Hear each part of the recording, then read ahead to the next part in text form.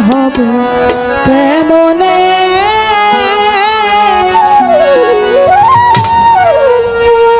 করি মানা কাম ছাড়ে না করি মানা কাম ছাড়ে না করি মানা কাম ছাড়ে না মদনে মদনে প্রেম রসিকা হব কেমনে হে গুরুর প্রেম রসিকা হব কেমনে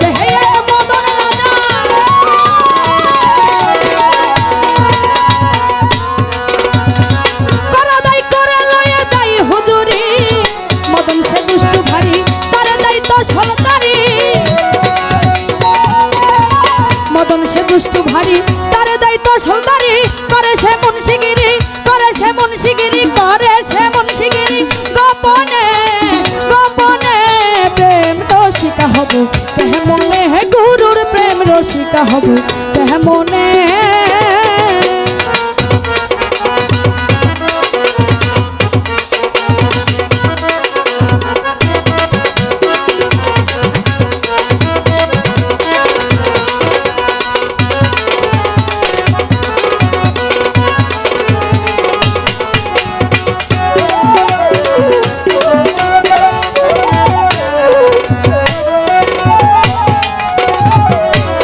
দিয়ে তোর ধরা ধরি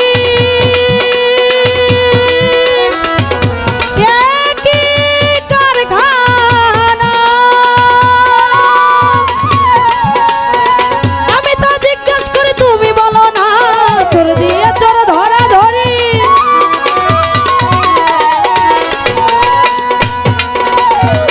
আমি তো জিজ্ঞেস করি তুমি বলো না চোরের হাত চুরি করে সাত ঘোরা পালাই করে চোরেরা চুরি করে চোরেরা চুরি করে চোরেরা চুরি করে সাধুরা পালাই ধরে লয়ে যায় শূন্য করে লয়ে যায় শূন্য করে কোনখানে কোনখানে প্রেম রসিকা হব কেমনে হে গুরুর প্রেম রসিকা হব কেমনে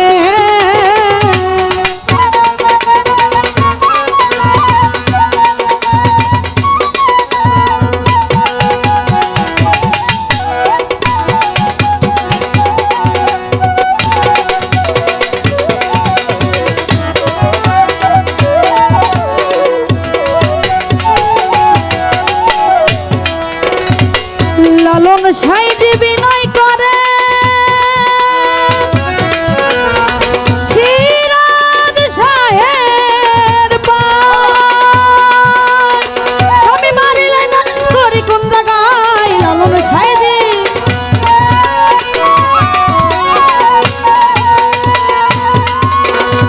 স্বামী মারিলে নালিশ করি কোন জায়গায় স্বামী মোর প্রাণ প্রতি কি দিয়ে রাখবো রতি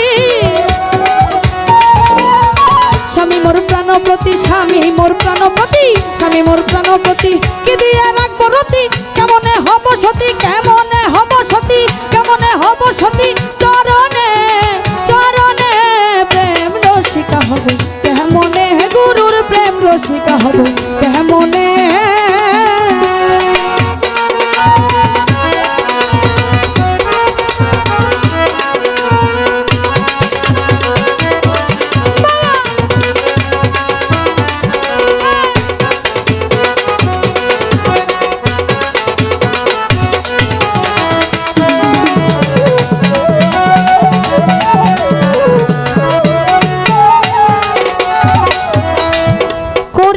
কাম ছাড়ে না মদনে আমি প্রেম রসিকা হব দয়াল কেমনে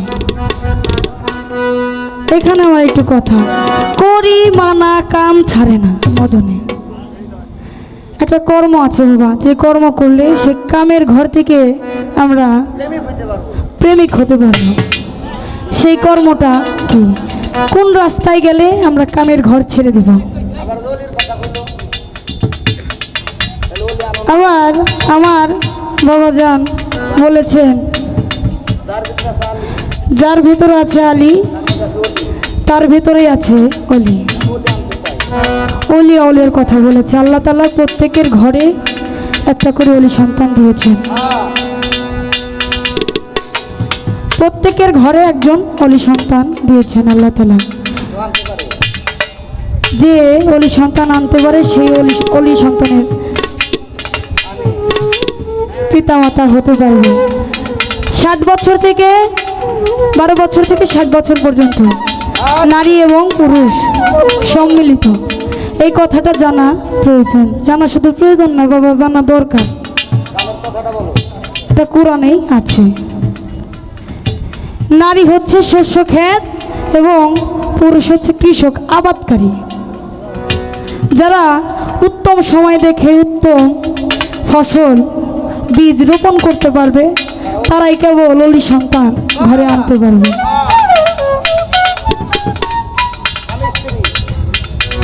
আমার দয়াল একটা গান লিখছে, স্বামী স্ত্রী যুগল মিলে কোন সময়ে সন্তান নিলে ল্যাংড়া ও তোর অন্ধ হয় না, দয়াল দাও তুমি বলে। সেই সময় এই দেহ ঘরে বুঝবো আমি কেমন করে, শুভ যাত্রা শুরু করব শুভ লগ্নে।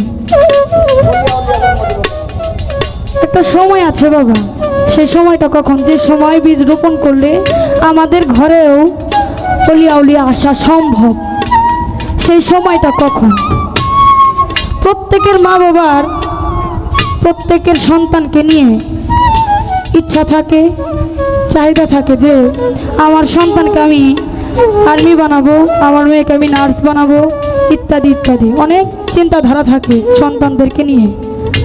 আমার এখানে আলাদা একটু চিন্তাধারা। আমি আমার ঘরে অলি সন্তান কীভাবে আনবো? সেই সময়টা কখন? সকাল নাকি সন্ধ্যা নাকি দুপুর নাকি মাঝরাতে নাকি ভোর রাতে? সেই সময়টা কখন আপনি বলবেন? পেয়েছিলাম 16 আনা, চালান খাইয়া হইছি দেনা, যা হারাইছি পাবো কিনা তুমি বলো এখনো। কেমন করে করব পূরণ, আবার বিয়োগ হইয়া গেছে যেই ধন, ফিরে পাবো নব যৌবন কোন সাধনে? ও বাবা, আমাদেরকে তো মালিকে 16 আনা দিয়ে এই ভবে পাঠাইছে, এক আনা কি আছে এখনো?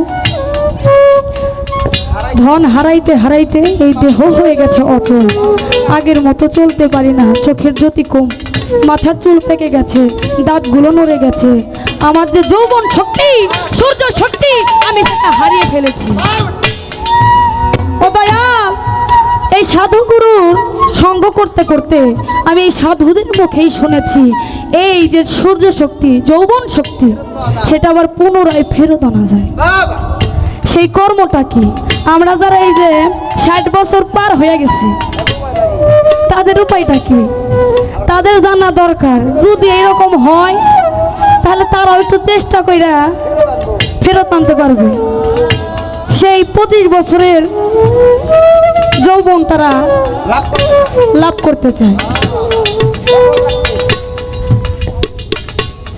আর লালন সাইজি গানের মধ্যে বলেছে, লালন সাইজি বিনয় করে সিরাজ শাহের পায়, স্বামী মারিলে নালিশ করি কোন জায়গায়, স্বামী ওর প্রাণপ্রতি কি দিয়ে রাখবো রতি, আবার কেমনে হব সতী ওই চরণে। এখানে আমি দয়ালের কাছে বলবো, অনুরোধ করে, কোন কর্ম করলে সতী হওয়া যায়, সেই কর্মটা কি? সেই কর্মটা আমাকে অবশ্যই বলবেন। আর এখন হয়তো বলতে পারে যে আগে সেটা প্রশ্ন একটু বেশি করলাম, বলতে পারে না আমি এই কথাগুলো বলছি তার ফালের উপরে। তিনি যে ফালগুলো মারছে আমার মনে হয় না সে তার কষ্ট হবে, তার ভালোই লাগবে, নাকি কোন আপনারা? করিমানা কাম ছাড়ে না, করিমানা কাম ছাড়ে না, করিমানা কাম ছাড়ে না, মদনে মদনে প্রেম রসিকা হবে, মনে হে গুরুর প্রেম রসিকা হবে, মনে হে গুরুর প্রেম রসিকা হবে, মনে গুরুর প্রেম রসিকা হবে, মনে